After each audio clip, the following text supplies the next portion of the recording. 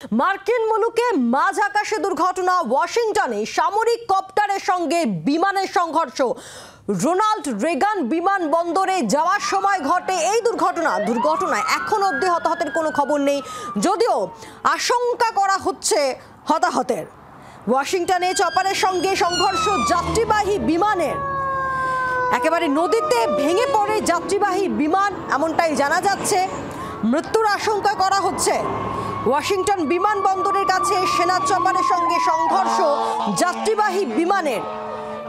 সংঘর্ষের অভিঘাতে যাত্রীদের নেই, নদীতে ভেঙে পড়ে বিমান এবং অনেকের মৃত্যুর আশঙ্কা করা হচ্ছে।